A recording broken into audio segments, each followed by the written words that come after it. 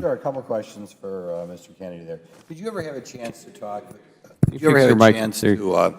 Talk to Secretary Clinton about Freedom of Information requests regarding other things? Did this ever come up at all during your tenure? No, sir. No, nor did it come up under Secretary Rice's tenure or when I was Executive Director of the Secretariat for Secretaries Baker and Schultz. This is handled by a special office who is led by very competent people. Never talked about? No, sir. Do you ever meet Ms. Clinton? Every morning, sir, when she was in town. So all this time, and there was never some other Freedom of Information request that you felt was interesting enough that it should be mentioned? Sir, I did not handle daily Freedom of Information Act requests. We have very, very professional staffs who do that. I responded. I received Freedom of Information Act requests that were brought to me about records I might have. I responded to them. Any one of the other three of you, be it Secretary Clinton or Secretary Kerry, ever have any discussion at all with regard to Freedom of Information requests? We've certainly had a number of them of general subjects. Not you, I mean the other three. You said you've never talked about it. You added Secretary Kerry, and so I was. The other three of you? Sir, I did have a conversation with Secretary Kerry about records preservation and FOIA processing when I was asked to do this job, and certainly can tell you that he has a great interest in looking into our procedures and practices to try to improve Any of the other, and I'm not sure, how long were the others of you in your current office when Ms. Clinton was Secretary of State, or in the department? I was in the department, sir, but I was not in my current position when Secretary Clinton was in office. Do you ever have any interactions with her about Freedom of Information requests? No, sir. Okay. Mr. Finney? No, sir. Okay.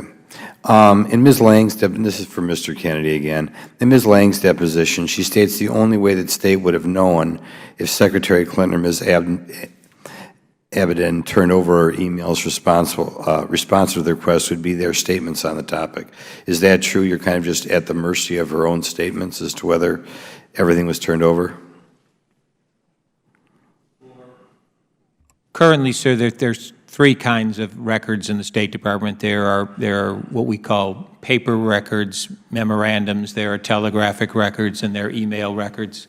The telegraphic records and the paper records are maintained centrally, and that is what we are doing now, as Ambassador Jacobs has outlined, both with this capstone program and the other new program we're going to have in place by December 31st. We will have all records captured. Okay. Well, obviously you don't know if you have all records captured because a lot of these records were destroyed, correct? I'm talking about, I thought your question was about the present time. By putting this system in, you will not, you will not be able to destroy an email record because it goes to your machine and it goes to a central repository, and you cannot extract it. There was nothing at the time, though, nothing in place to make sure that these records were maintained at the time Secretary Clinton was Secretary? Prior to 2014 and the change of the Federal Records Act and the new NARA standards, that was not a requirement then. But we still, as I said, if I might quickly, sir, I know your time is. We have not ever talked in this hearing today about there are really two major sources of records in the State Department. The memorandum records and the telegraphic records, those are centrally archived, and they are always locked in, locked down. I think given, our concerns, our special concerns with regard to Secretary Clinton, I think the most important records are the records that show correspondence with her and people outside the building or outside the department, right? And many of those, sir, are in our telegraphic and our paper archives. And I say paper archives, they're electronically maintained. I mean the emails that she would have had going back and forth with people outside the building. There is no question, sir, that we needed to improve our records maintenance. We're now up to 1 billion emails per year, and that is a huge challenge, and we are meeting it. I'll give you one more question, and it would seem to me that some FOIA requests are more important than others. I don't mean to say that, but it's just true.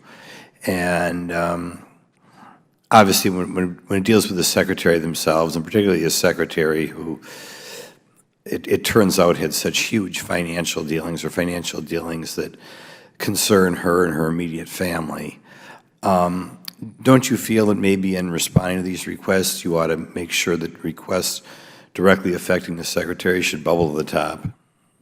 That is very hard to do, sir, when, per statute, I have to respond to every single FOIA request within 20 days. And so in order to avoid more lawsuits, we treat these things as first in and first out, and then we're at least able to assert to the courts that we are trying to move through this in a logical and measured progression.